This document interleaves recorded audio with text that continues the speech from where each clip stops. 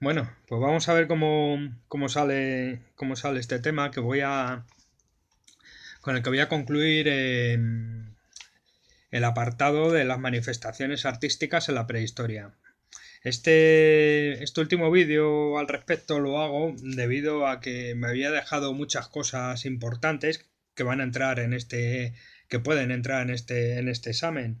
Y en ese sentido, pues he hecho un esquema un esquema, como veis aquí, mis esquemitas, mis apuntes, en el cual hago un resumen muy general de los puntos principales en cuanto al arte, centrado sobre todo en la escultura, en las representaciones escultóricas antropomorfas, las Venus, también los grabados sobre hueso y demás, en las distintas partes en las que dividimos el Paleolítico Superior. Es decir, empezando por el auriñacense y gravetiense. Bueno, primero una reflexión inicial. El título que me faltaba en concreto, el apartado se llama De las Venus gravetienses a la Dama de Elche. Es decir, es todo un recorrido por estos aspectos escultóricos durante los últimos albores de la prehistoria, el Paleolítico Superior. Y la información que tenemos al respecto es una información sesgada por la desaparición de la mayoría del patrimonio, que es frágil y siempre escaso. Las primeras obras como tal se dan hace 35.000 años antes de Cristo, ¿vale?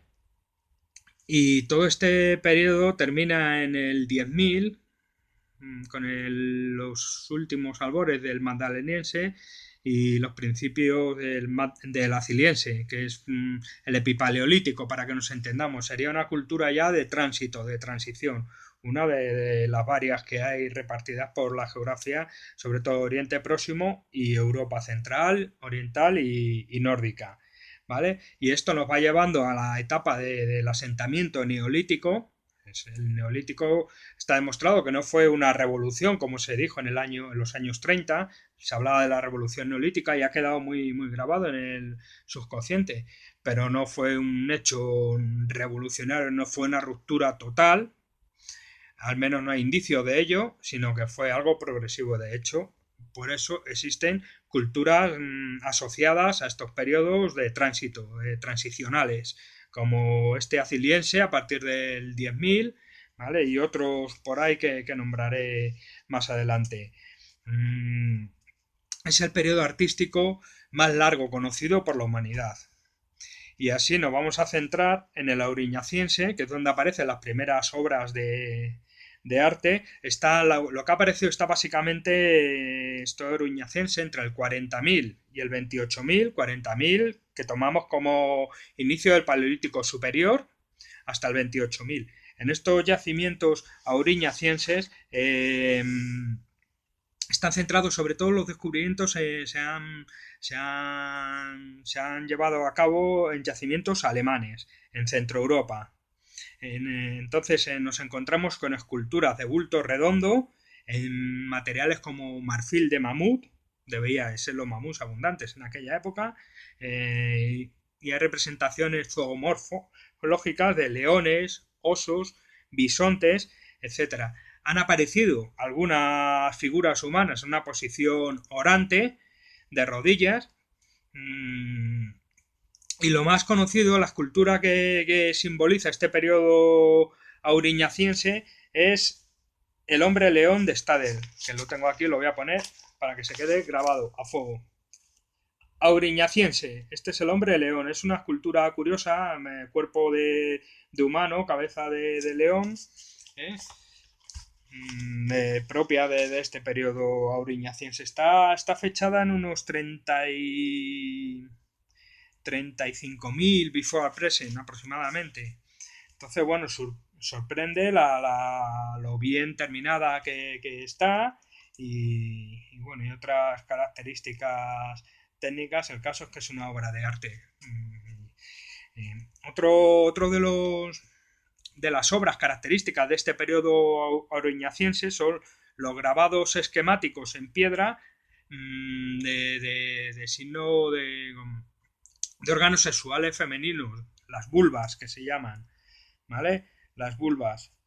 Y en este pobre contexto que describimos para Europa Occidental, en contraste con lo que hemos visto en Centro Europa, estas vulvas son propias de Francia y de la península ibérica.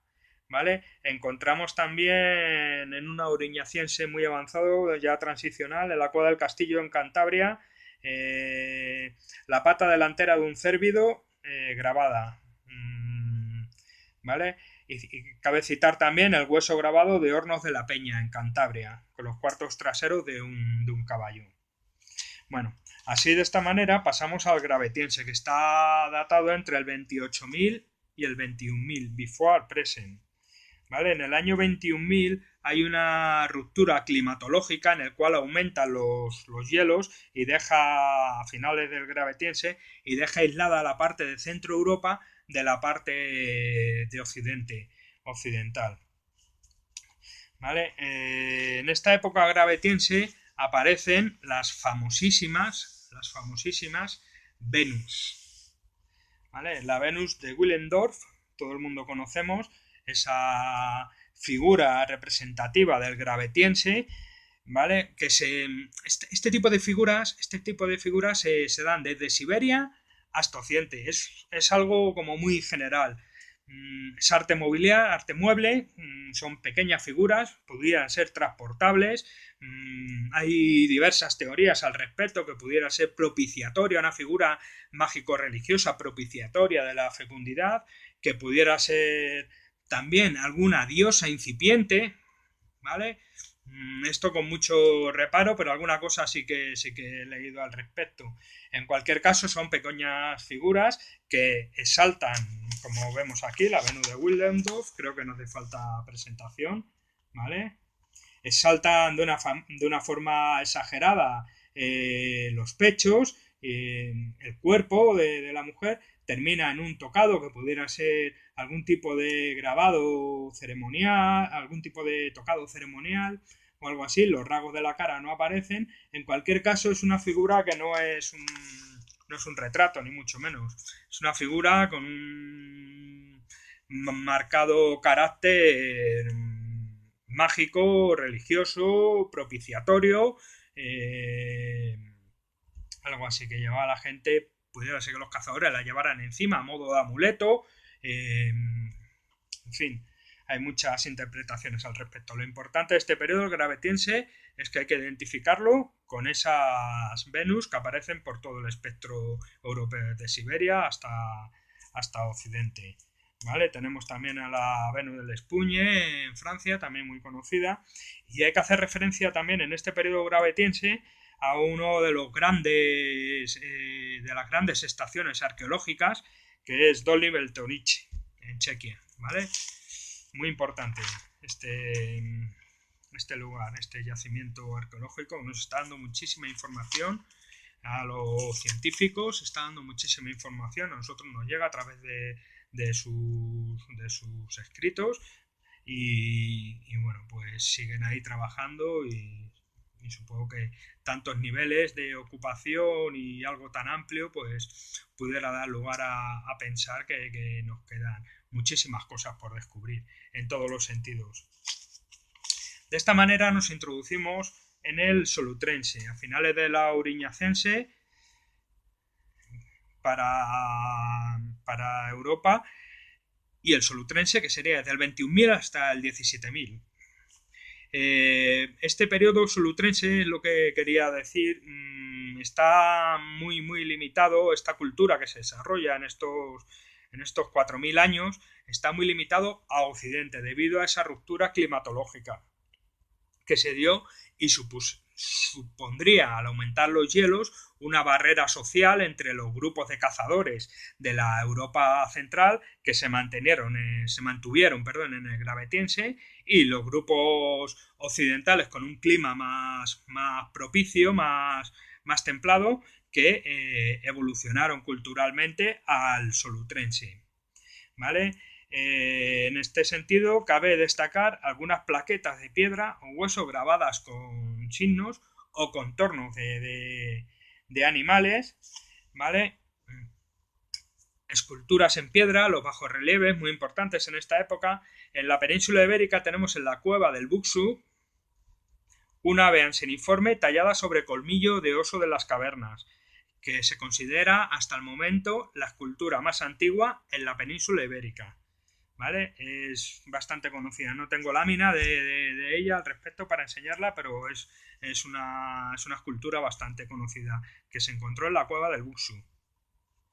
Y luego también son muy característicos de esta época del Solutrense occidental, las plaquetas con animales grabados y pintados del Parpalló, ¿vale? Son estas plaquetas que tienen grabadas ciervos, en omoplatos, en partes así más planas de omoplatos, no sé si exactamente, pero bueno, en huesos más planos.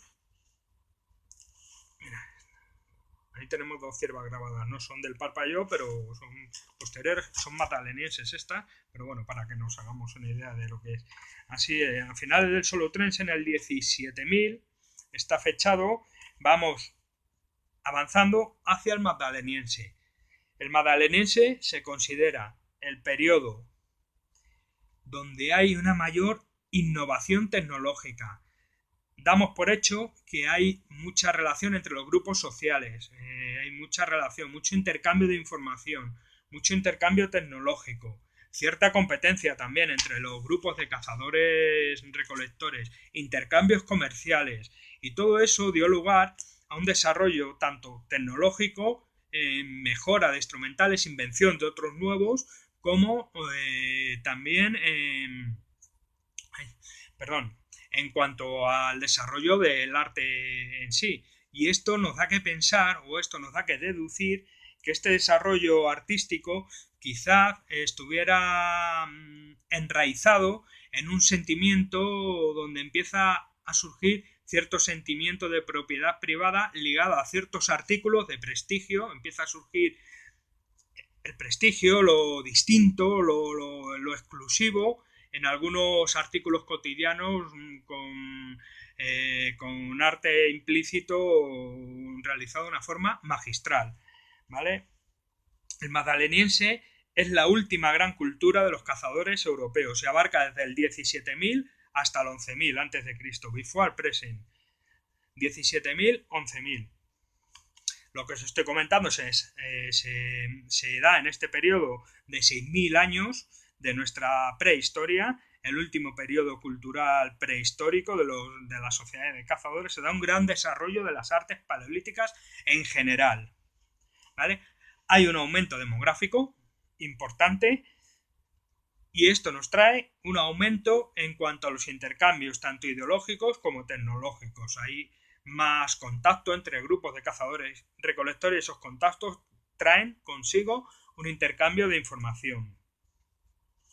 Hay un aumento, un incremento en la tecnología, tanto en la fabricación de hasta esos objetos que veíamos mejorados, las azagallas, los arpones, cada vez con más pinchos, más efectivos. Todo esto en asa y en hueso, que es la tecnología que se desarrolla de una forma ya muy a lo grande en el magdaleniense.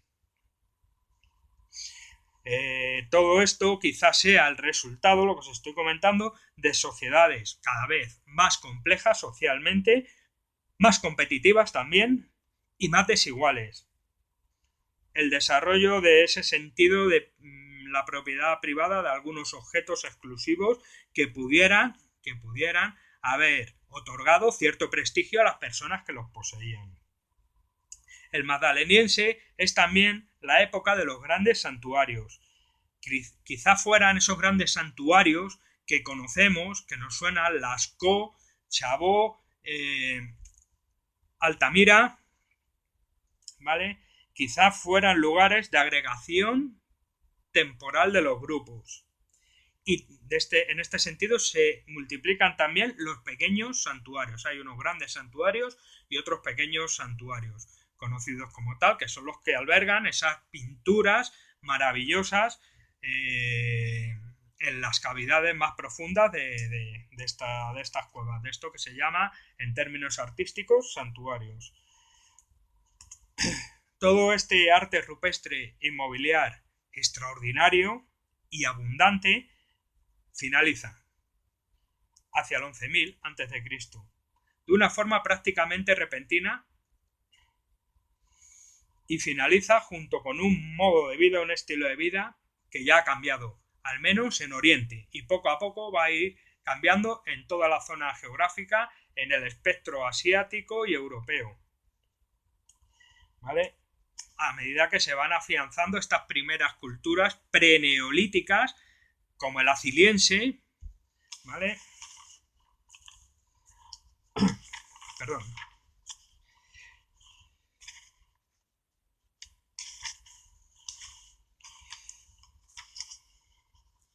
Hablábamos de estas culturas preneolíticas como el aziliense. Esto también tuvo un reflejo, estas primeras culturas preneolíticas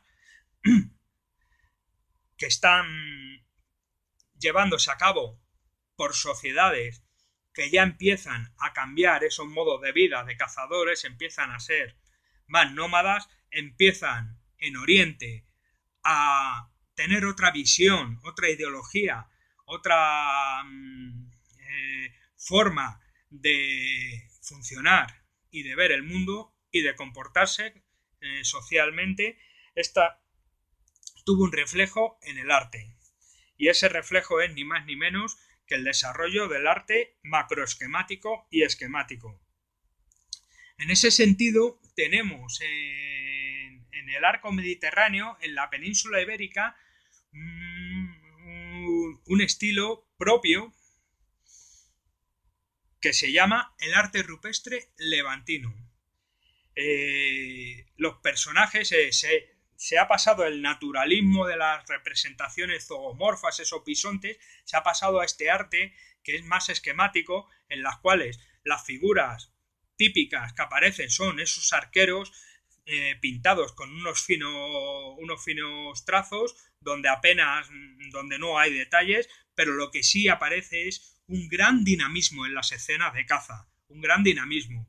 Todo, el ver una escena de esas nos lleva directamente a movimiento, acción, están cazando, pero también se da otra circunstancia, y es que aparte de cazar, empiezan a ser neolíticos, y en esos mismos dibujos de arte esquemático aparecen otras representaciones donde hay ya animales domésticos, donde existen ya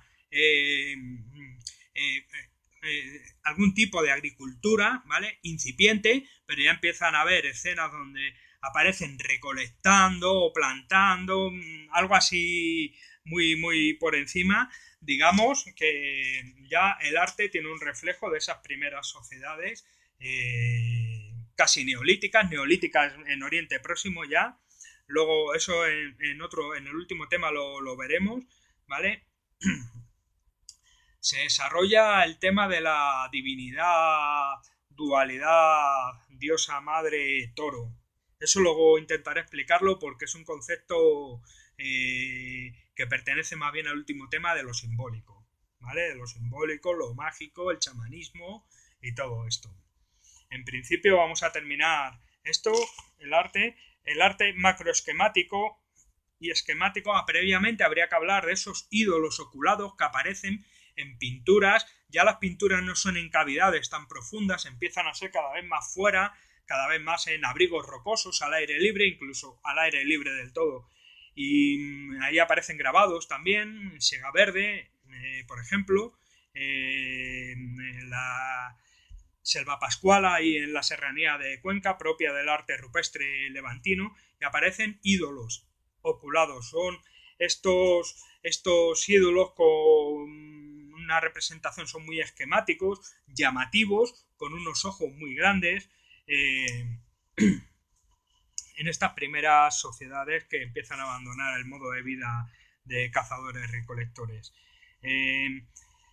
Estas figuras humanas del arte macroesquemático y esquemático son básicamente, están pintadas básicamente con motivos geométricos Hay pinturas humanas en motivos geométricos, aparte, serpentiformes, meandriformes, con una analogía que pudiéramos situar directamente en el Neolítico antiguo, los primeros pasos del Neolítico. El arte, este tipo de arte macroesquemático y esquemático está supeditado en la zona montañosa de Alicante. Es un arte rupestre muy característico en la zona montañosa de Alicante. En cuanto al dinamismo del arte rupestre levantino, muy importante porque representa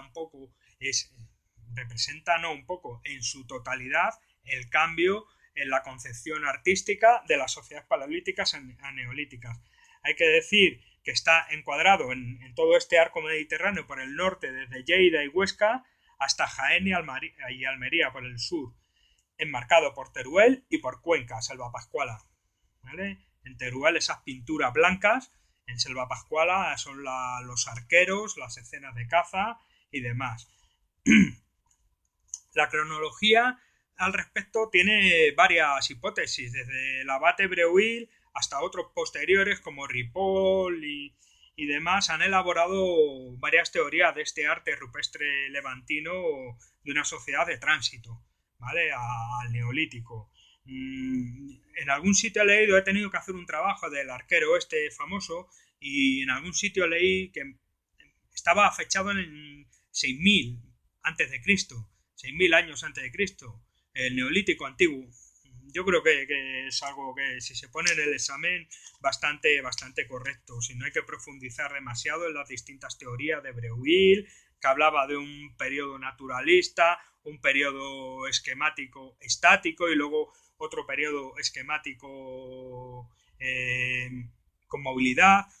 Si no se profundiza demasiado en esas distintas teorías, la de Ripoll, son más avanzadas, yo creo que se puede decir que son los primeros pasos del neolítico. Esas escenas de caza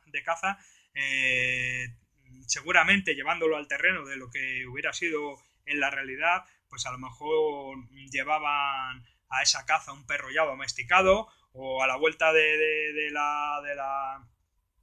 trabajo, a la vuelta de la cacería, seguramente se encontrarán también con algún tipo de cáprido que les completaría con leche o con carne lo que habían cazado. Entonces, bueno, pues ya empezaban a no solo a cazar y a extraer las cosas que le daba directamente la naturaleza, sino a ser los productores. Esto es del arte, el dinamismo del arte rupestre levantino es el reflejo artístico de este periodo de neolítico antiguo.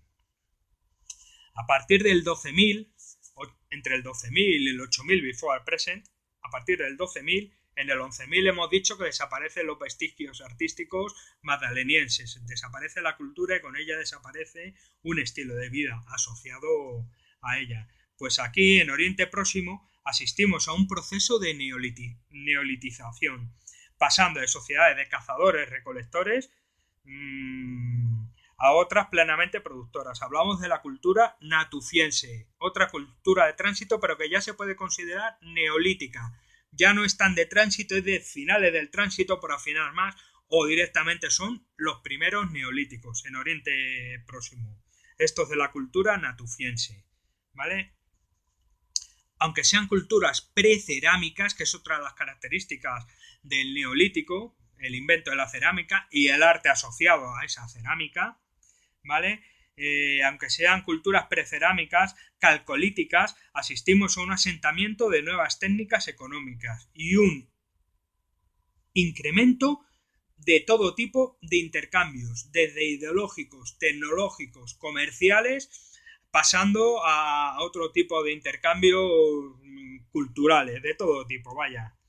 Las prácticas funerarias en estos primeros albores del Neolítico en Oriente Próximo, ¿vale?, están caracterizadas por enterramientos de los cráneos cubiertos con arcilla, yeso y sal en en el subsuelo del propio hábitat. La cerámica está datada, empieza a aparecer a partir del 8000 a.C., a partir del sexto milenio ya se extiende por todo el Mediterráneo esta forma de vida neolítica. Por eso podemos decir que el arte rupestre levantino es neolítico, es de neolítico antiguo. El desarrollo del arte esquemático va parejo a este proceso de evolución social y económica que surgió hace 12.000 años en Oriente Próximo.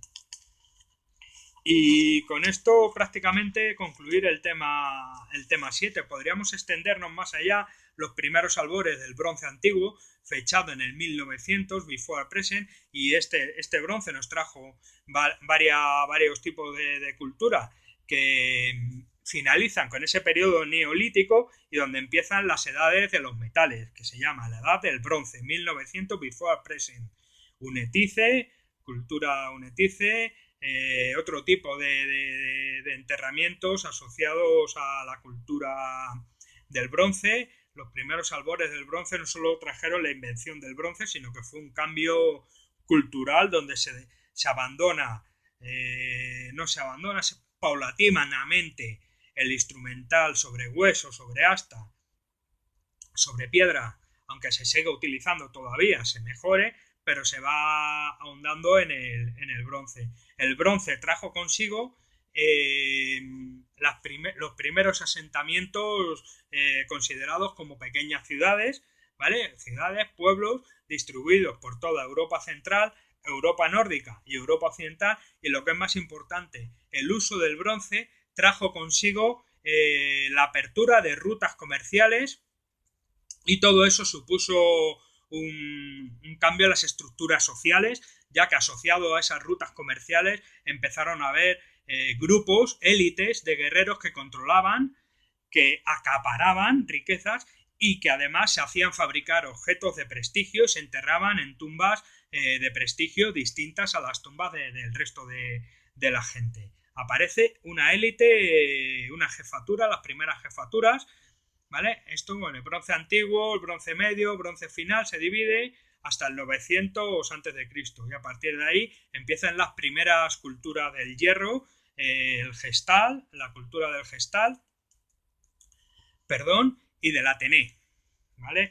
Estas últimas culturas nos llevan ya a los pueblos prerrománicos y a la consolidación, ya es lo último de la prehistoria, ya empiezan a aparecer culturas orientales donde empieza la escritura. Los celtas se asientan en los distintos pueblos celtas, que no es un pueblo unido, sino que son distintos pueblos celtas. De hecho, la invención de la palabra celta tiene mucho más de mito que de realidad, pero sí que es verdad que son pueblos que vienen de Centro Europa con unos componentes culturales comunes a todos ellos.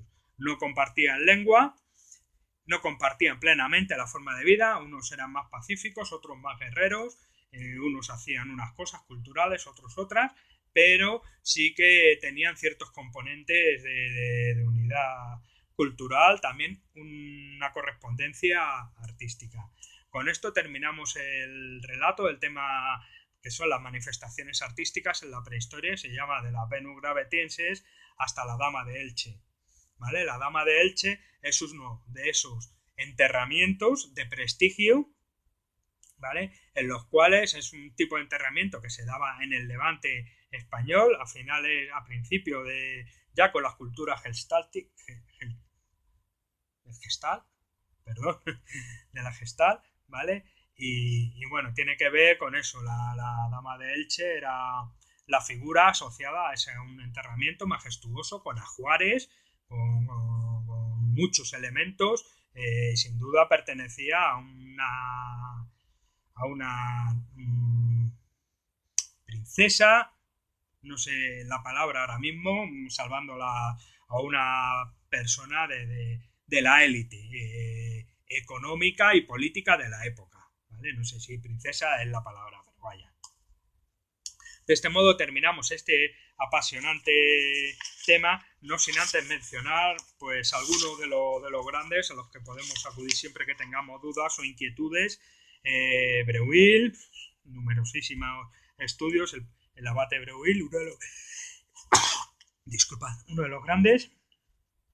Leragurán, otro de los grandes, La religión de la prehistoria. Es un libro, seguramente tenga mucho interés, es uno de los que me voy a leer yo. este verano si apruebo, y si no apruebo también.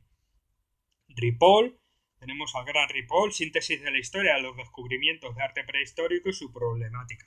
No hay más que acudir al autor Ripoll y salen un montón de títulos. Y por citar alguno menos conocido para nosotros, para los mortales estudiantes, tenemos a Fortea Pérez, Arte Paleolítico del Mediterráneo Español, Trabajos de Prehistoria, ¿vale? Y los de las teorías chamánicas, para que no se nos olviden, Lewis Williams y Glotz. Son los chamanes de la prehistoria. Muy interesante. Chauvet, Lagros de Chauvet, Avalon y poco más. Espero que os haya servido de algo este vídeo. A mí sin duda me va a servir para ir recopilando todos estos veintitantos mil años de arte prehistórico y todos los componentes culturales, económicos que van asociados a cada uno de los periodos de la prehistoria, especialmente el Paleolítico Superior, que es cuando el Homo sapiens sapiens se queda como única especie, 40.000 before present.